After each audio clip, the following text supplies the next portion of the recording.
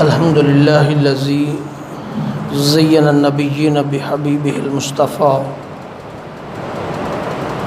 ومن على المؤمنين بنبيه المجتبى الصلاة والسلام على سيدنا ومولانا محمد خير الورى وعلى آله وأصحابه المتعدمين بالتقوى أما بعد أعوذ بالله من الشيطان الرجيم بسم الله الرحمن الرحيم وإذ أخذ الله ميثاق النبيين لما آتيتكم من كتاب وحكمة ثم جاءكم رسول مصدق لما معكم لتؤمنن به ولتنصرنه قال أأقررتم وأخذتم على ذلكم إصري صدق الله مولانا العظيم مولاي صل وسلم دائما أبدا على حبيبك خير الخلق كلهم هو الحبيب الذي ترجى شفاعته لكل حول من الأهوال مقتحم قابل صدر احترام شرکائے خطبہ جمعہ، اللہ جل مجدہ کی ذات پاک کا لاکھ لاکھ شکر اور احسان عظیم ہے جس کی توفیق خاص کے ساتھ نماز جمعہ کی اس بابرکت نشست میں ہم شریک ہیں۔ اللہ رب العزت ہماری اس حاضری کو اپنی بارگاہ کے اندر شرف قبولیت عطا فرمائے۔ حضرین محترم، آج ماہ ربیع الاول شریف کی پہلی تاریخ ہے۔ وجہ تخلیق کائنات کا ولادت کا بابرکت مہینہ اس کا آغاز ہو چکا ہے۔ ایک خوشی کا سامان ہے، بہار ہے، رحمت ہے، کرم ہے، عنایات ہیں۔ مومن کے دل کی بہار ہے اور دل کی کیفیت کا اور ایمان کو زندہ کرنے کا اظہار کا موقع ہے۔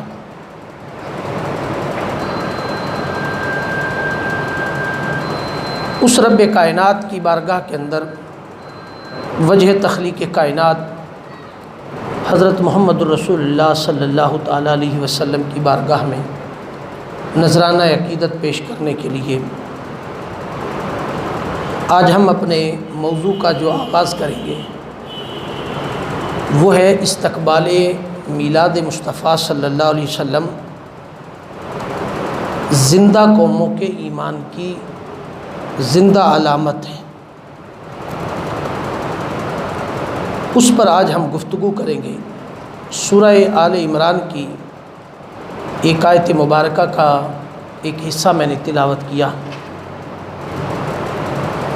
اس آیت مبارکہ کے اندر اللہ رب العزت نے اس میثاق کا ذکر کیا ہے، اس وعدے کا ذکر کیا ہے جو اس نے آقا علیہ الصلوۃ والسلام کی ولادت، آپ کے نور کی تخلیق سے بھی پہلے عالم ارواح کے اندر انبیاء کی پاک روحوں سے کیا،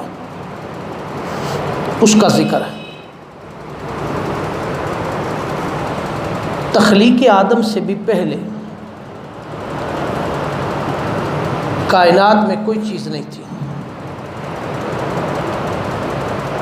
کچھ بھی نہیں تھا، آسمان زمین کسی چیز کی بھی تخلیق نہیں ہوئی تھی۔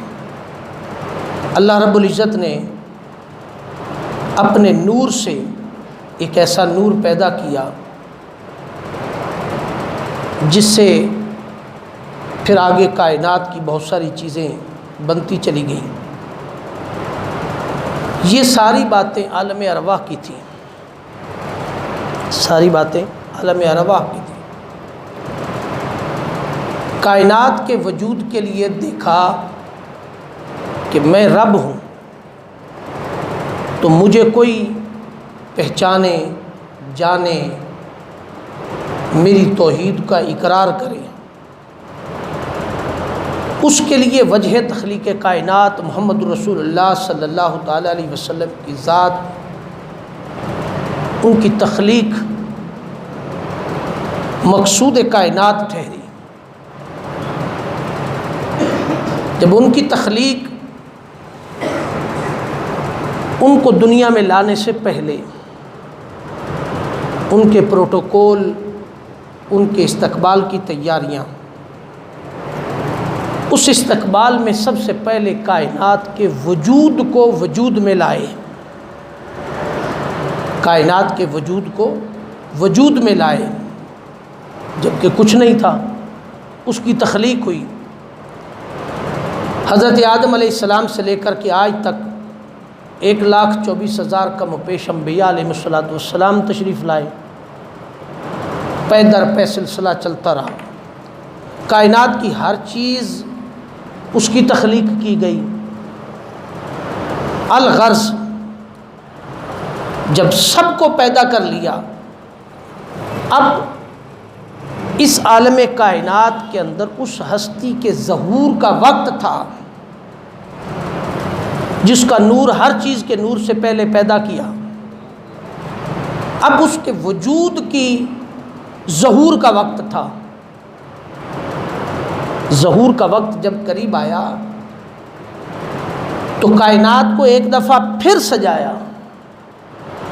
پہلے کائنات بنائی، کائنات کی ضرورت کی چیزیں اس کے اندر رکھیں، ہر چیز کی تخلیق کی، تخلیق کرنے کے بعد اس کائنات کو بتایا کہ اس کائنات کو معرض وجود میں لانے کے لیے جس ہستی کو میں نے دنیا کے اندر پیدا کرنا ہے اس کا نام ہے محمد الرسول اللہ، محمد صلی اللہ علیہ وسلم۔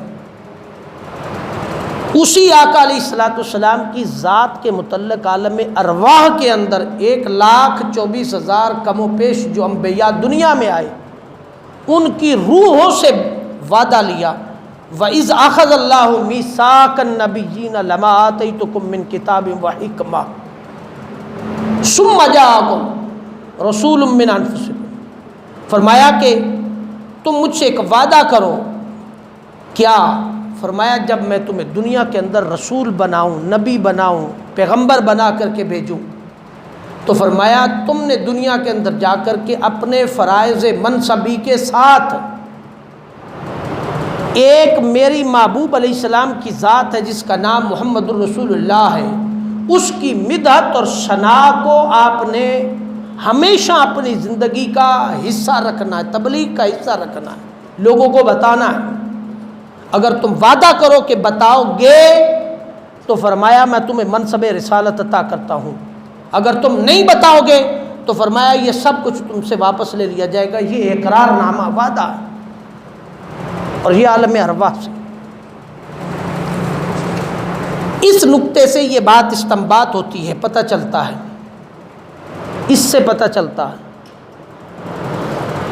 کہ عالم ارواح کے اندر اللہ رب العزت کا انبیاء کی پاک روحوں سے وعدہ لینا اس بات کی دلیل ہے کہ رب کائنات رب ہو کر اگر اپنے محبوب علیہ السلام کے آمد کی سلسلے میں اہتمام کر رہا ہے، انبیاء سے وعدہ لے رہا ہے کہ میرے محبوب کی مدحت کرنا، ثنا بیان کرنا، تعریف بیان کرنا، میرے محبوب کی حمد و ثنا کو لوگوں کے سامنے بیان کرنا، یہ اگر رب ہو کر بیان کر رہا ہے تو ہمارے لیے وَإِذْ أَخَذَ اللَّهُ مِيثَاقَ النَّبِيِّينَ لَمَا آتَيْتُكُم مِّن كِتَابٍ وَحِكْمَةٍ سب سے بڑی دلیل اور بین ثبوت موجود ہے کہ لوگوں جب مصطفیٰ کریم علیہ السلام کی آمد کا وقت آ جائے، ماہ میلاد آ جائے، تو فرمایا کائنات سے بڑھ کر ہر خوشی کو میرے محبوب کی خوشی پر قربان کر دیں۔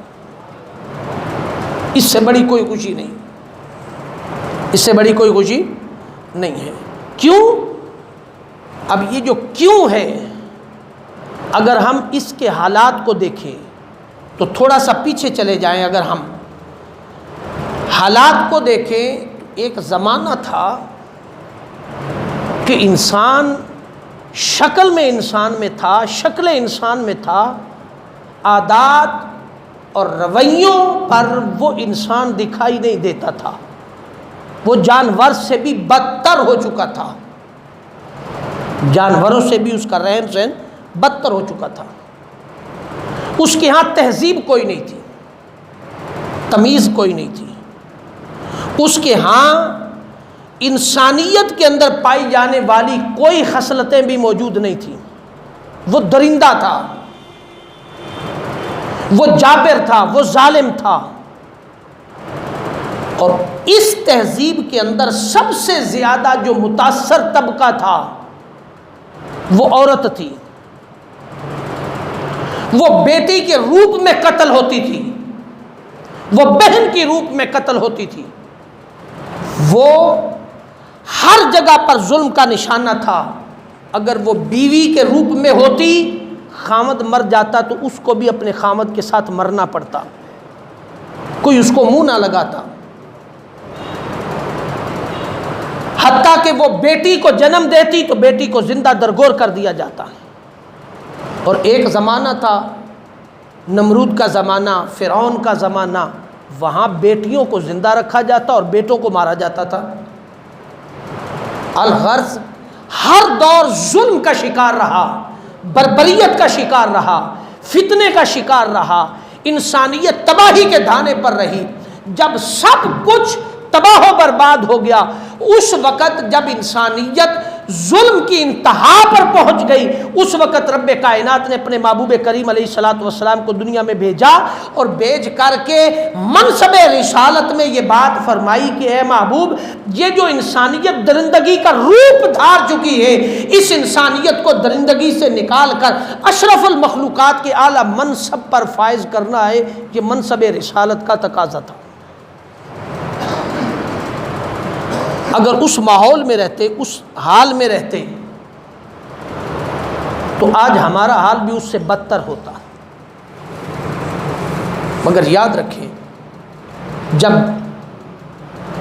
وہ ظلم انتہا پر تھا تو تاجدار مدینہ محمد رسول اللہ صلی اللہ علیہ وسلم دنیا میں تشریف لائے تو ظلم کا وقت ختم ہو گیا، ہوا ظلم کا خاتمہ۔ جب وہ آئے تو آمد مصطفیٰ مرحبا مرحبا کی صدا آ گئی۔ جب وہ بات ہوئی، ظلم انتہا پر تھا تو آقا تشریف لائے۔ اگر آج ہم اپنے حالات کا جائزہ لیں تو وہ خصلتیں ساری آج ہمارے اندر بھی پائی جاتی ہیں، اس سے کم نہیں ہیں ہم، اس سے کم نہیں ہیں ہم۔ اس وقت بچی کو پکڑ کر زندہ درگور کر دیا جاتا تھا، درگور آج بھی ہو رہی ہے، زندہ درگور آج بھی ہو رہی ہے۔ کوئی ہوس کا نشانہ بناتا ہے تو وہ زندہ درگور ہے۔ وہ گلا گھونٹ دیتے تھے، آپ بھی گلا گھونٹتے ہیں۔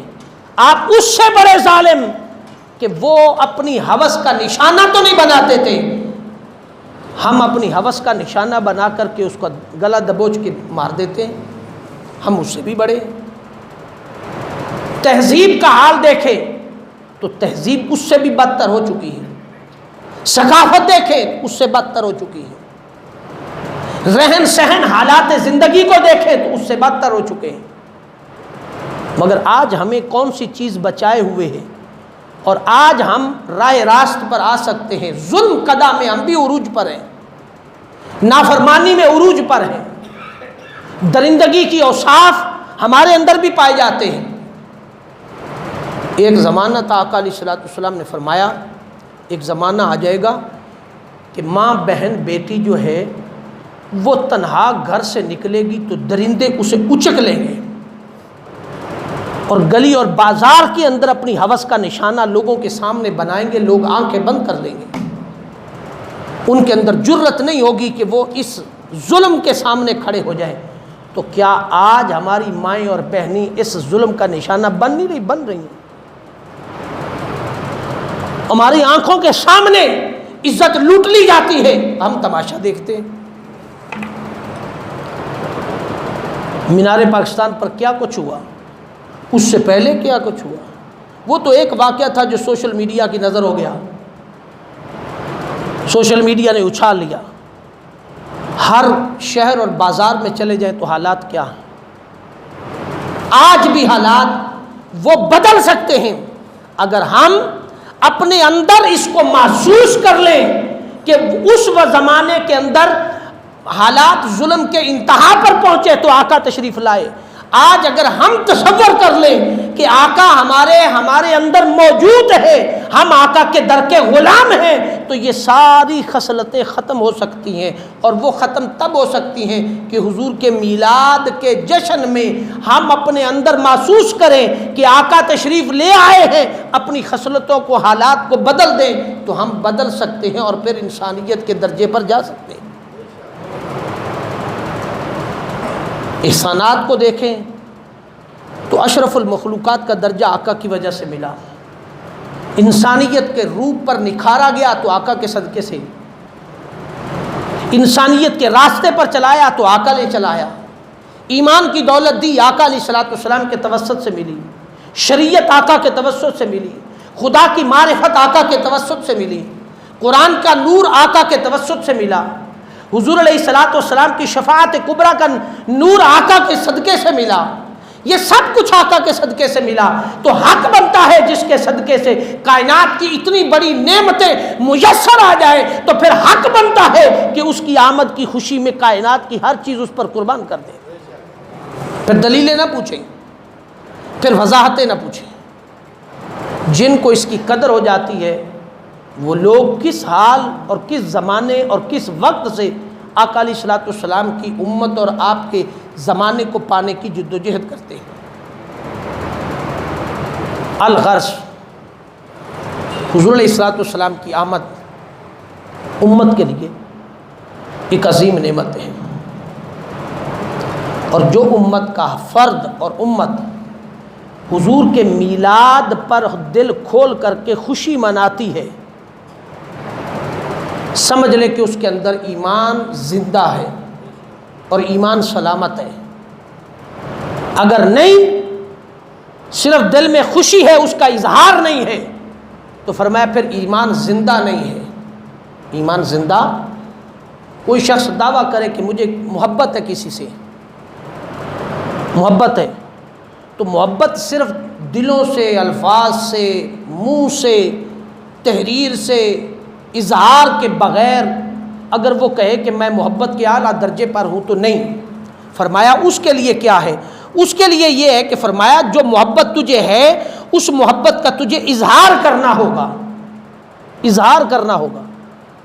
مسجد کے کونے میں بیٹھ جائے تو کہے مجھے آقا سے محبت ہے، میں بیٹھا ہوں کونے میں، میں آقا سے محبت کرتا ہوں، کونے میں بیٹھا ہوں، تو کونے میں بیٹھنے سے محبت ہو سکتی ہے، اس میں کوئی شک نہیں ہے، مگر جب گلی کوچہ اور بازار کے اندر آقا کی محبت کے اظہار کا وقت آئے، آقا کا نام لیا جائے، تو وہاں خوشی تیرے دل نہ مچلے، خوشی کا اظہار نہ کرے، تیرے ماتھے کے بل نہ قدم ہو، تو پھر سمجھ لے کہ تیرے مسجد کے کونے میں بیٹھ کر کے خوشی کے اظہار سے کوئی بات نہیں بنتی، جب تک اس کو اظہار باہر جا کے نہ کرے گا۔ اب یہاں ملا علی قاری رحمۃ اللہ تعالیٰ نے ایک قول نقل کیا، اس کو حافظ ابن کثیر نے بھی روایت کیا، تفسیر ابن کثیر کے اندر روایت کیا۔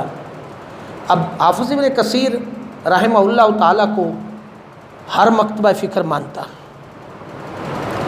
بلکہ ہم سے زیادہ کچھ اور مکاتب فکر زیادہ مانتے ہیں۔ حافظ ابن کثیر رضی اللہ تعالیٰ محدث ہیں، مفکر ہیں، تفسیر ابن کثیر کے اندر لکھتے ہیں، اور ملا علی قاری رحمۃ اللہ تعالیٰ کا بھی قول ایک جیسا، دونوں ہم عصر زمانے کے لوگ ہیں۔ دونوں فرماتے ہیں کہ جب آقا علیہ الصلوۃ والسلام کی ولادت کا وقت آ جائے، مہینہ شروع ہو جائے، حضور کی ولادت کا ظہور ہو جائے، تو فرمایا پھر دیوانوں کی طرح، پاگلوں کی طرح، مجنوؤں کی طرح فرمایا گلی کوچہ اور بازار کے اندر نکل آئیں، گلی کوچہ اور بازار کے اندر نکل آئیں اور ہر شخص کو بتائیں 2 آدمیوں کو اکٹھا کر لیں، 4 کو کر لیں، 5 کو کر لیں، 10 کو کر لیں، لاکھ کو، 1000 کو کر لیں، مجمع کر لیں، سب کو اکٹھا کر کے بتاؤ. ملا علی قاری رحمۃ اللہ تعالیٰ لکھتے اور حافظ ابن کثیر لکھتے، سب کو بتاؤ مجنوں کی طرح، پاگلوں کی طرح، جنون کی حد تک شور مچا دے، لوگوں کو بتاؤ کہ لوگوں ہمارے محمد بڑی شان والے ہیں. فرمایا یہ مجنوں کی طرح بتانا، جنون میں بتانا. فرمایا یہ تیری اندر کی محبت کا ظہور ہے، یہ تیری اندر کی محبت کا اظہار ہے. فرمایا گھر میں کمکمے لگا، خوشیاں منا، مٹھائی تقسیم کر، کھانا تقسیم کر، غریبوں میں، مسکینوں میں، یتیما میں، یہ سب کچھ کرے گا تو فرمایا تیرے اندر کی محبت، جو محبت رسول ہے جس کا تو دعویٰ کرتا ہے، یہ اس کا ظہور ہے، اس کا اظہار ہے.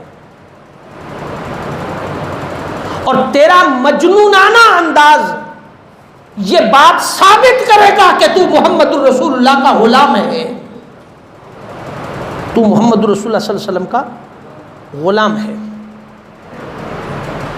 اور جو کچھ آج ہم کرتے ہیں تاریخ کے آئینے میں دیکھیں تو یہ بر صغیر پاک و ہند یا پاکستان کی ثقافت کا حصہ نہیں ہے. ہمیں بہت ساری چیزیں معلوم نہیں ہوتی تو ہم اس کا انکار کرنا جانتے ہیں مگر تحقیق کرنا نہیں جانتے. علامہ حافظ ابن کثیر، حافظ حجر اسقلانی رضی اللہ تعالیٰ نے لکھا کہ جب حضور علیہ الصلوۃ والسلام کی ولادت کا وقت آ گیا، حرم کعبہ کے اندر کچھ لوگ صبح سحری کا وقت ہے تو طواف میں مصروف ہیں، کچھ لوگ طواف میں مصروف ہیں. ان کی تعداد کسی نے 60 لکھی، کسی نے 70 لکھی، کسی نے 50 لکھی، کسی نے 45، راؤنڈ اباؤٹ فگرز آپ 70 کر لیں، 60 کر لیں، اتنے کو لوگ طواف کر رہے ہیں. صبح کا سحری کا وقت تو سناٹا چھایا ہوا ہو بالکل، تو کوئی ہلکا سا شور بھی ہو تو بڑا دکھائی دیتا، سنائی دیتا کہ بہت شور ہو رہا ہے. وہ جو طواف کرنے والے لوگ تھے ان میں سے ایک شخص طواف کرتا ہوا ایک کونے پر آیا، کعبۃ اللہ کے کونے پر، تو دیکھا کہ کعبہ ایک طرف کو جھک گیا ہے. اس کے دل میں خیال آیا کہ کعبے کی بنیاد بیٹھ گئی، یا ہو سکتا موسمی لحاظ سے دیوار بیٹھ گئی، تو اس نے دیوار کو تھام رکھا کہ گرنے لگا ہے، پکڑ رکھو. دوسرا بندہ آیا، اس کو کہا کہ میں اکیلا نہیں پکڑ سکتا، تو بھی میرے ساتھ کھڑا ہو جا، کعبے کی دیوار گرنے لگی، یہ ایک طرف کو بیٹھ گیا، کونا جھک گیا. اس سے آگے بندہ آیا، اسے بھی کہا کہ تو بھی آ جا میرے ساتھ، جھک جا، کب پکڑ لے اس کو، دیوار گرنے لگی. اس سے آگے بندہ آیا، الغرض جتنے طواف کرتے ہوئے اس کونے پر پہنچتے سب کو کہا کہ پکڑ کے رکھو، کعبہ گر جائے گا تو ہم طواف کیسے کریں گے، اللہ کا گھر ہے، گر جائے گا، لہٰذا اس کو پکڑ کے رکھو. کوئی بندوبست کرتے اس کا، سارے پکڑو تاکہ گرے نہیں، پھر اس کا بنیاد یا کوئی اور معاملہ. اب سارے تھوڑی تھوڑی آواز کے ساتھ بھی ایک دوسرے کو کہتے پکڑ لو پکڑ لو، تم بھی پکڑو تم بھی پکڑو تم بھی پکڑو. اب یہ تھوڑی تھوڑی آواز زیادہ آواز بن گئی، اور صبح کا وقت ہے، سناٹا چھایا ہوا، یہ آواز اور شور کی صورت اختیار کر کے مکہ میں ہر کوئی سویا ہوا ہے اپنے گھروں کے اندر، سب کے گھروں میں آواز جا رہی کہ ہر میں کعبہ میں طواف ہو رہا تھا، مگر شور کس بات کا، خاموشی ہونی چاہیے. ان میں سے ایک یہودی عالم دین ہے جو گھر سے اٹھا اور اٹھ کر کے آیا اور ان لوگوں سے پوچھتا کہ آپ کیوں شور کر رہے ہیں اور اس کو کیوں پکڑ کے کھڑے. انہوں نے کہا ہم طواف کر رہے تھے تو اچانک یہ کعبہ ایک طرف کو جھک گیا ہے، ہم نے چاہا کہ گرنے لگا ہے، دراڑ بڑھ گئی ہے، بنیاد بیٹھ گئی ہے، تو ہم اس کو پکڑ کے کھڑے ہیں تاکہ اس کا کوئی بندوبست کرے.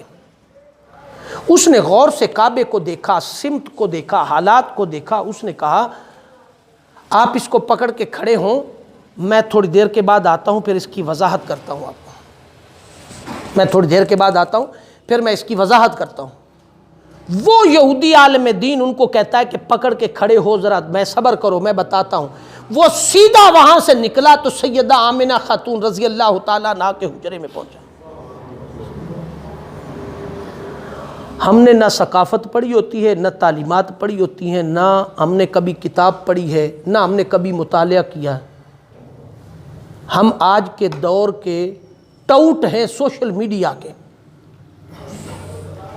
یہ جملہ میرا توجہ سے سننا کہ ٹاؤٹ ہے سوشل میڈیا کے، یہ ان لوگوں کے لیے بولا ہے جن کے کان بھی کچے ہیں، دماغ بھی کچا ہے، ہوش میں بھی نہیں ہے۔ جو بے وقوف وہاں کچھ لکھتا ہے بغیر تحقیق کیے اس کو ایکسیپٹ کر دیتے ہیں، تسلیم کر لیتے ہیں، اور اسی کو کل دین کا اثاثہ سمجھ کے ہم مفتی اعظم بن کے چل پڑتے ہیں۔ دین کے معاملے میں تحقیق کرنے سے قبل اللہ کا خوف دل میں پیدا کرنا اور اللہ سے ڈرنا، پھر شیئر کی انگلی پر، پوائنٹ پر انگلی رکھنا کہ شیئر کرنا ہے، لائک کرنا ہے یا نہیں کرنا۔ روایات اور عادت کو مت لیں، ہمیں نہ ثقافت پتہ ہے، نہ تحقیق ہے، نہ علم ہے، نہ عمل ہے،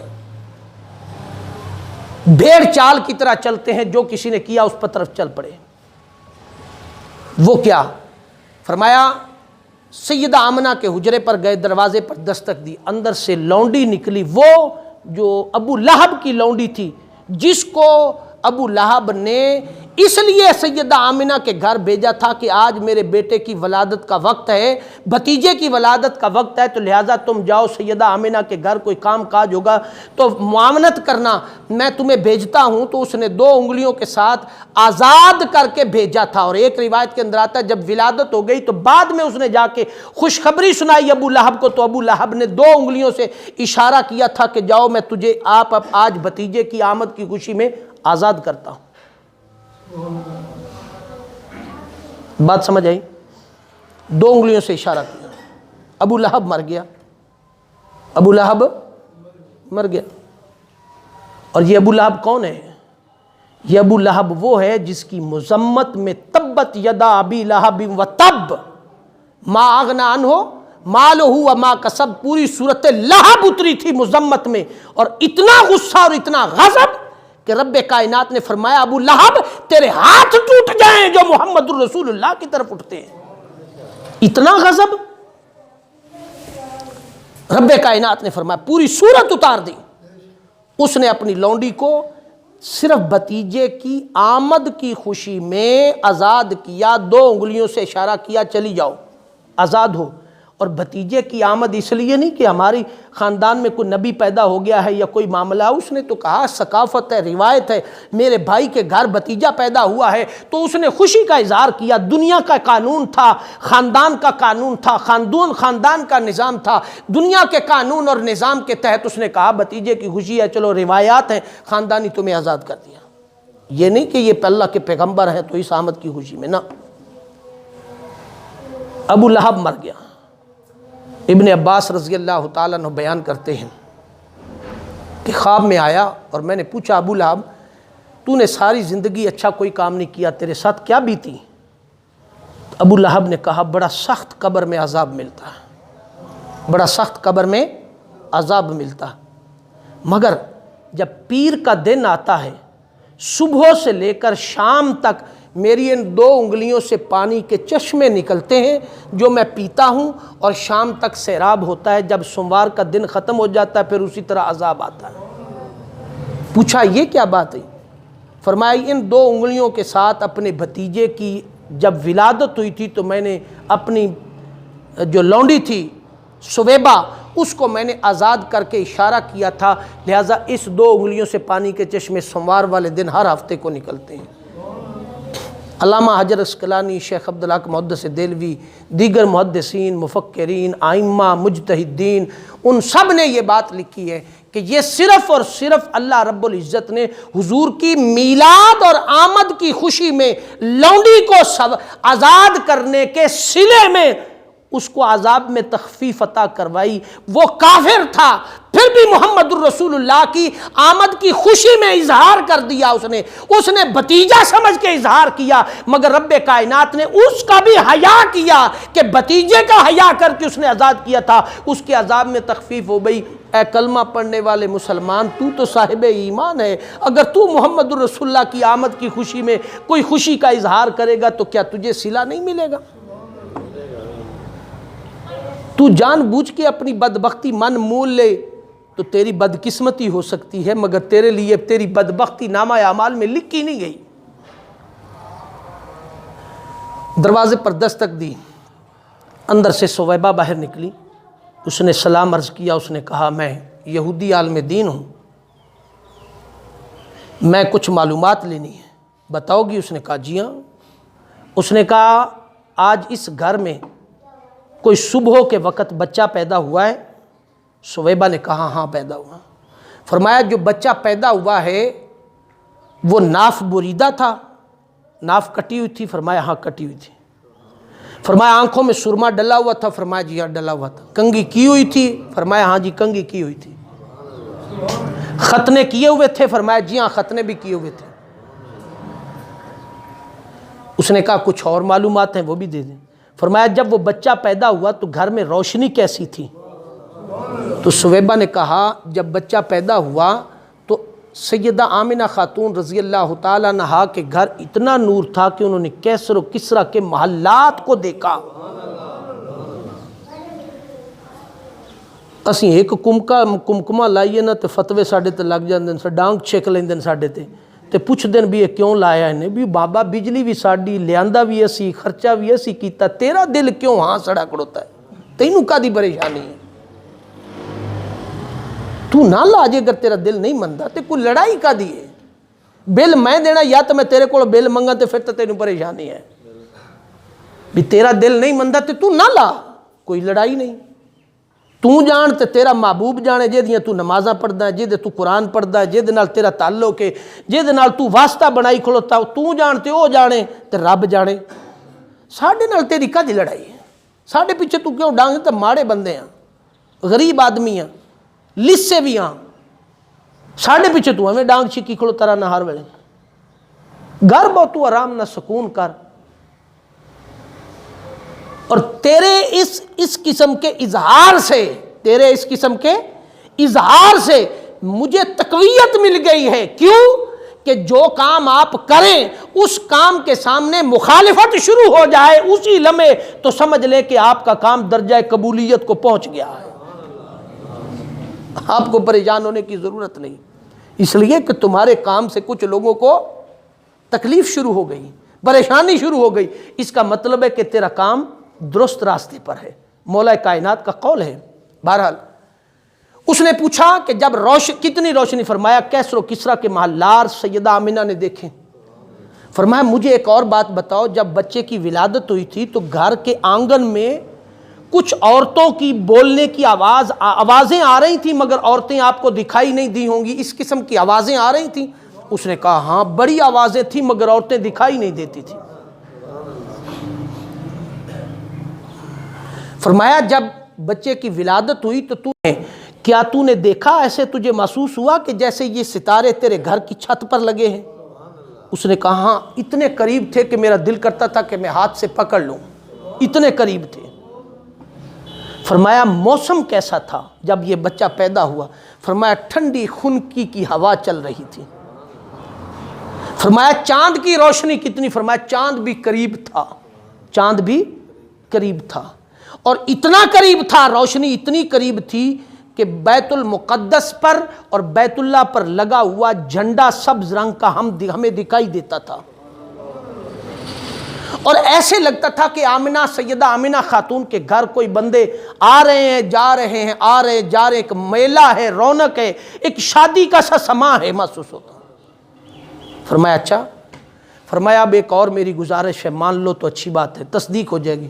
اس نے کہا وہ جو بچہ پیدا ہوا ہے کیا وہ مجھے دکھا سکتی ہو؟ دکھا سکتی؟ تو سویبہ نے کہا میں تو نوکرانی ہوں، لونڈی ہوں، گھر کی خدمت کے لیے آئی ہوں، ابو لہب نے مجھے بھیجا ہے، ابو لہب نے مجھے بھیجا۔ اچھا یہاں ایک روایت حجر اسقلانی رضی اللہ تعالی نے لکھی ہے، اور بہت ساری مختلف اکابر نے لکھا، انہوں نے کہا کہ اس عالم دین نے یہ بھی پوچھا کہ تیرا نام سویبہ ہے، تجھے ابو لہب نے بھیجا ہے، یہ بات بھی لکھی، پوچھی اس نے کہا جی ہاں میرا نام سویبہ، مجھے ابو لہب نے بھیجا۔ الغرض اس نے کہا بچے کو دکھا سکتے ہو؟ فرمایا میں تو لونڈی ہوں، مالکن سے پوچھتی ہوں، اگر مالکن نے اجازت دے دی تو میں لا کے دکھا دیتی۔ اندر گئی سیدہ آمنہ خاتون رضی اللہ تعالیٰ عنہا کو کہا، انہوں نے کہا لے جائیں دکھائیں۔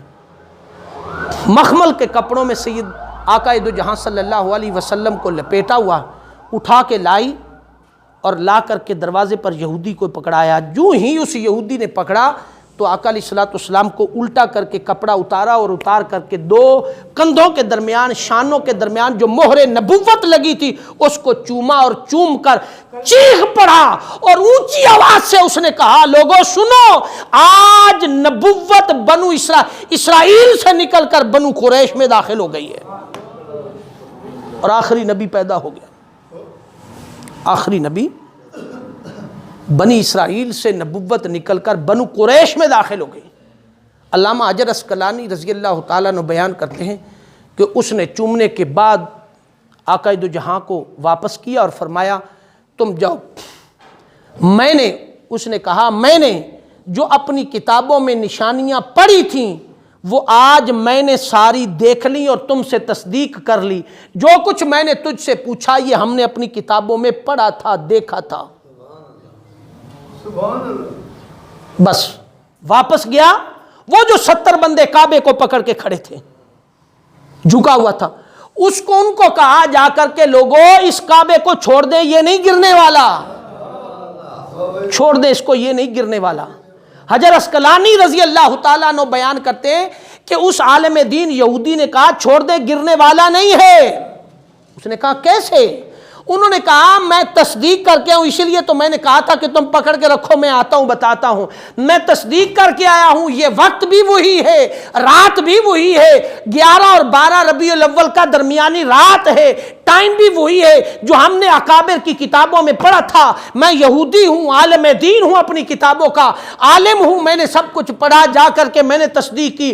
آج سیدہ آمنہ کے گھر وہ آخری نبی پیدا ہو گیا ہے جو بنو قریش میں سے آنا تھا، اب نبوت بنی اسرائیل سے نکل کر بنو قریش میں داخل ہو گئی ہے۔ یہ کعبہ اس کی علامت ہے، ہم نے کتابوں میں پڑھا تھا۔ جب آقا دو جہاں محمد رسول اللہ کی ولادت ہوگی تو کائنات میں سب سے پہلے سب سے بڑی چیز اللہ کا گھر محمد رسول اللہ اور سیدہ آمنہ کے گھر کو، حجرے کو سلامی دے گا۔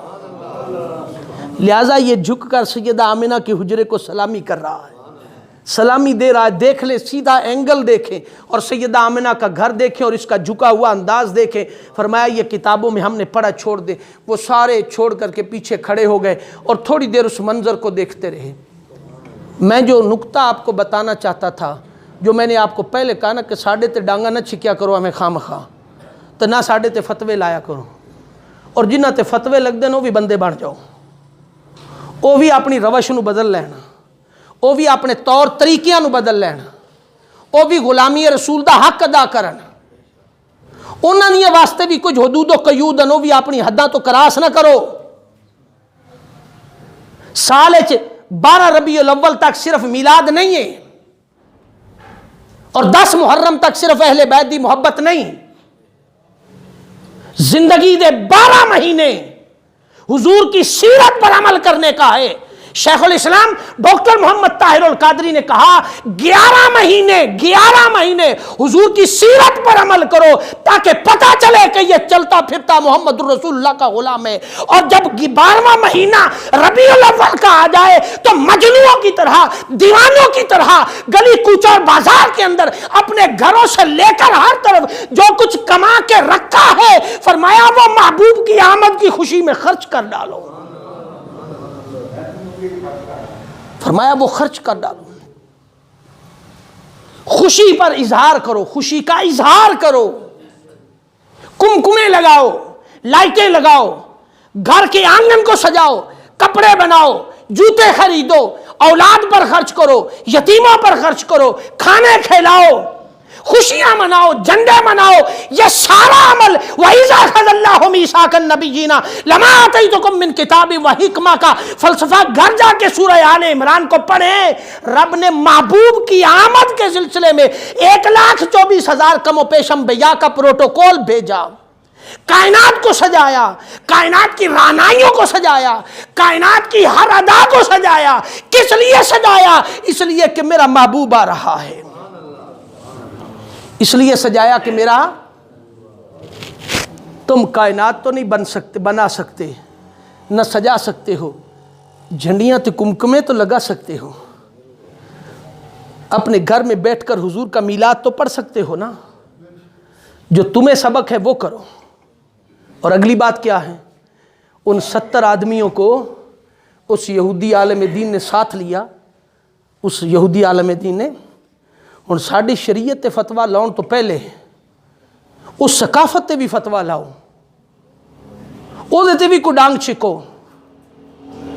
ان 70 آدمیوں کو ساتھ لیا اور سیدھا سیدہ آمنہ کے حجرے کے باہر جا کے کھڑے ہو گئے اور بلند آواز سے کہتے ہیں, اے آمنہ تجھے بیٹے محمد کی ولادت کی خوشی مبارک ہو. ان کا میلاد النبی کا پہلا جلوس یہی تھا.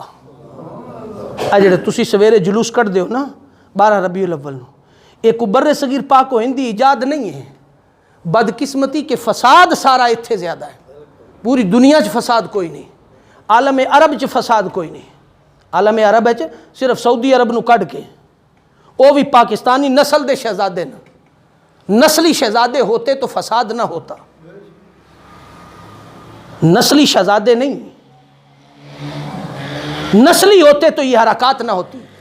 آج سے ٹھیک 80 سال پہلے تک, سعود کی حکومت سے پہلے تک باقاعدہ محمد رسول اللہ صلی اللہ تعالی علیہ وسلم کے تربت پاک سے ولادت کا جلوس نکلتا اور آپ کی ولادت جائے ولادت تک, آپ کے حجرہ پاک تک وہ جلوس چلتا اور باقاعدہ حضور کی بارگاہ میں صلاۃ والسلام پیش کیا جاتا تھا. یہ اس نسل نے ختم کیا. آج سے 80 سال پہلے چلے جائیں تو یہ روایت آج موجود تھی, اور آج بھی سعودی عرب کے اندر اس روایت کو عالم عرب کے لوگ جو اہل عرب ہیں, جو خاص نسلی لوگ ہیں, جو عربی خاص نسلی لوگ ہیں, وہ آج بھی چھپ چھپ کر کے اپنے گھروں کے اندر حضور کی میلادت کی محافل کرتے ہیں. اور ان کی محافل کا رنگ دیکھو تو وہ آپ کو ایسے لگے گا کہ ہم تو حضور کا میلاد منانا جانتے ہی نہیں ہیں, ہمیں تو نہیں پتہ. ان کا میلاد دیکھو تو ان کے ہاں بڑے کھانے پکتے ہیں, بڑے ظروف سجتے ہیں, بڑے سٹیج لگتے ہیں, بڑا انداز ہے ان کا, بڑے ماحولات ہیں کہ انہیں پتہ تھا قل بفضل اللہ وبرحمتہ فبذالک فلیفرحوا وہو خیر مما یجمعون. جو جمع کر کے رکھا ہے اس میں سے خرچ کرو, یہ جمع کرنے سے بہتر ہے. وہ 70 آدمی اور یہودی عالم دین حضور سیدہ آمنہ خاتون کے حجرے کے باہر کھڑے سلام عرض کر رہے ہیں. کیا تھا یہ؟ عالم عرب کی ثقافت تھی کہ کسی کے گھر بچہ پیدا ہوتا تو 8 10 15 خاندان کے لوگ گھر آ کے مبارکباد دیتے اور خوشی کا اظہار کرتے. ابو لہب نے بھی یہی عمل کیا تھا. اس نے اگر لونڈی آزاد کر دی تھی, اگر اس کو حضور کی میلاد کی خوشی کا اجر مل سکتا ہے تو مسلمانوں ہمیں کیوں نہیں مل سکتا؟ آخری گزارش یہ ہے, حضور کا میلاد آ گیا ہے, ہر گھر کے اندر حضور کے میلاد کی مجلس سجنی چاہیے. ہر گھر کے اندر اپنی بیوی کو, بچوں کو بٹھائیں اور حلقہ درود منعقد کریں, ایک تلاوت کریں, ایک نعت شریف پڑھیں. ہر روز اپنے بچوں کو شام کے ڈنر پر بٹھائیں, کھانے پر بٹھائیں, شام کے کھانے پر. کھانا کھانے سے پہلے آ جاؤ, سارے بچے جمع ہو جاؤ, ایک تسبیح درود پاک کی پڑھیں, ایک تسبیح صرف درود پاک کی پڑھیں, پوری انہماک کے ساتھ, خشوع اور خضوع کے ساتھ ایک تسبیح درود پاک کی پڑھیں. اور درود پاک کی تسبیح پڑھنے کے بعد حضور علیہ الصلوۃ والسلام کی مدحت کی کوئی واقعہ یاد ہے تو وہ سنا لیں. میں آپ کو تجویز دوں گا کہ منہاج القرآن نے یہ کام اور آسان کیا ہے. حضور علیہ الصلوۃ والسلام کی شان میں حضور شیخ الاسلام کی کتاب لکھی ہوئی نور الابصار فی بذکر النبی المختار, اس کے اندر حضور علیہ الصلوۃ والسلام کی ولادت کے واقعات کو لکھا ہے, حضور کے حسن و جمال کو لکھا ہے. کوئی پڑھ نہیں سکتا تو منہاج القرآن نے کام اور آسان کیا ہے. اب منہاج القرآن کی بکس آڈیو میں آنی شروع ہو گئی ہیں. پہلی کتاب پیکر جمال مصطفیٰ صلی اللہ علیہ وسلم پوری آڈیو میں بک موجود ہے. USB میں ڈال لیں, میموری کارڈ میں ڈال لیں, کہیں سے لے لیں, اپنے موبائل میں ڈال لیں, اس USB کو لگا کر کے موبائل پر سامنے رکھ کر کے حضور علیہ الصلوۃ والسلام کے حسن و جمال کا تھوڑا سا تذکرہ سن لیں. حضور چلتے کیسے تھے, حضور بیٹھتے کیسے تھے, حضور تناول کیا فرماتے تھے, حضور کی آنکھیں کیسی تھیں, حضور کے چشمان مقدس کیسے تھے, رخسار کیسے تھے, ہونٹ کیسے تھے, زلف عنبری کیسی تھی, حضور کے ہاتھ مبارکہ کیسے تھے, حضور کی عارق مبارک کونیاں مبارکہ کیسے تھی, حضور کا جسم اطہر کیسا تھا. الغرض اس کا تذکرہ سنتے چلے جاؤ تو آپ کو پتہ چل جائے گا کہ محمد الرسول اللہ کا عشق کیا ہے. یہی وہ جنون تھا صحابہ کا جو آج منہاج القرآن نے اس کی ایک جھلک آپ کے سامنے رکھنے کی کوشش کی ہے. 5 मिनट सुन ले, 10 मिनट सुन ले। अगर कोई पढ़ सकता है तो किताब पढ़ ले, नूरनामा पढ़ ले, ये किताबें पढ़ ले। नहीं हो सकता तो 10 मिनट शेखुल इस्लाम का खिताब सुन ले, व्हाट्सएप पर ले ले, उसको सुनने के बाद दुआ करे, आका जो हमने नजराना अकीदत पेश किया इसे कबूल फरमा ले, और जो खाना पकाया खुद खा ले और बच्चों को खिला दे, आपका मीलाद हो गया। बच्चे पूछेंगे अब्बा आज खैर है, आज बड़ी महफिल शहफल सजाई बैठा है, आज बड़ा दुरूद शरीफ पढ़ी बैठा, खैर है? जी हाँ खैर है आज। तो जिसलिए पूछे भी आज खैर है, आज बड़ा प्रोग्राम है, तो उन्होंने दस दियो आज प्रोग्राम होदा जिहदे सदके तुसी असी सारे मौजूद हाँ। ओदी विलादत दा दिहाड़ा है ते ओदी बारगाह च खुशी दा इजहार करना। जिसले तुसी घर च खुशी दा इजहार करसो, तुहाडे बच्चे तुहाडे नाल खुशी दा इजहार करसन, तुहाडे बच्चियां नूं पता लग सी भी साडे प्यो दा कीदा की है, साडा वालद किदे जांदा पिया, साडे वालद दे हालात की हैं, वो तुहानूं पता लग जासी ए औलाद हुजूर दा इश्क तुहाडी औलाद दे अंदर मुंतकिल हो जी। हुजूर ने फरमाया 2 चीज़ें अपनी औलाद के अंदर मुंतकिल करें। फरमाया पहली चीज़ मेरा इश्क, मेरी मोहब्बत, मेरी मोहब्बत और मेरी आल की मोहब्बत, मेरी आल की मोहब्बत। और तीसरे नंबर पर आका ने फरमाया कुरान की मोहब्बत पैदा करें। एक सहाबी ने पूछा या रसूलल्लाह कुरान की मोहब्बत पहले नहीं? फरमाया नहीं। आका ने मना फरमाया, फरमाया नहीं, फरमाया पहले मेरी मोहब्बत, मुझे जानोगे तो कुरान का पता चलेगा ना, मुझे कोई नहीं जानता तो कुरान को कैसे जानोगे? फरमाया फिर मेरी आल की मोहब्बत, फरमाया इसलिए कि मेरी आल और कुरान दोनों इकट्ठे हैं, मेरी आल और कुरान दोनों इकट्ठे हैं। मेरी आल की मोहब्बत और मेरे कुरान की मोहब्बत फरमाया अपनी औलाद के अंदर मुंतकिल करो। असा बाहर तो बड़े आशिक रसूल ते, बड़े झंडे ते, बड़े बैज शाही ते, जुब्बे कुब्बे ते, बड़े दस्तार लंबी ते, बड़े जलसे ते, जुलूस ते, रेलियां ते, घर औलाद नूं पता ही नहीं भी अब्बा साडा कित्थे फिरदा। उन्हां दी औलाद नूं पुछ लो, वो आंदे केड़ा मिलाद किदे गया? अब्बा पता नहीं किधरे खत्म है, उत्थे कोई फटी के भुगतावन गया है। इन झंडियों में उन बच्चों को साथ रखें, इन झंडियों में उन बच्चों को उन्होंने आखो भी मियाँ आ लो खर्चा ते आ लाइटा लै आओ ते लिया के ते घर च लाओ। वो पूछण क्यों खैर है, कोई शादी है किसी दी? उन्हें आखा नहीं नहीं शादी कोई नहीं, हुजूर दा मीलाद है, तुसी लाओ ताकि तुहानू भी पता लगे भी हुजूर दा मीलाद मनाउणा।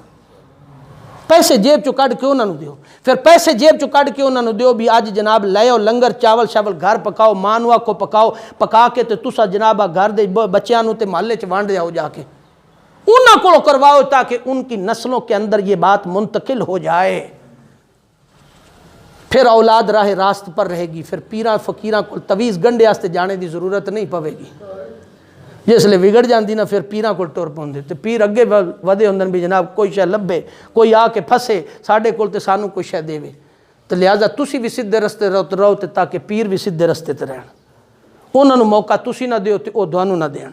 लिहाजा खुलासा कलाम ये है कि आज के बाद 12 रबीउल अव्वल तक हर घर में हल्का दरूद हो, इश्क रसूल की बात करें, इश्क रसूल सल्लल्लाहु अलैहि वसल्लम को बयान करें, हुजूर की सीरत को बयान करें, और फिर 12 रबीउल अव्वल तक इसको महदूद न रखें बल्कि इससे आगे भी ले जाएं, इससे आगे भी ले जाएं ताकि आगे लोगों को पता चले। फिर गली कूचा और बाजार के अंदर आएँ, फिर पता चलेगा कि हुजूर की मोहब्बत, हुजूर का इश्क क्या है, हुजूर की मोहब्बत और हुजूर का इश्क क्या है। तहरीक मिनहाजुल कुरान की यही सदा है लोगों कि आओ अपने घरों को हुजूर के मीलाद से जुनून की हद तक अपने घरों को सजा दें, आंगन सजा दें, जो कुछ जमा करके रखा है हुजूर के मीलाद पर खर्च कर दें, हुजूर के मीलाद पर खर्च कर दे, झंडियाँ लगाकर, कुमकुमे लगाकर, बहुत कुछ लगाकर अपने मन को भी अपने आंगन को भी सजा करके हुजूर के मीलाद की खुशी मना लें। अल्लाह रब्बुल इज़्ज़त की बारगाह में दुआ है कि अल्लाह पाक हमें अमल की तौफीक अता फरमाए। व मा अलैना इल्लल बलागुल।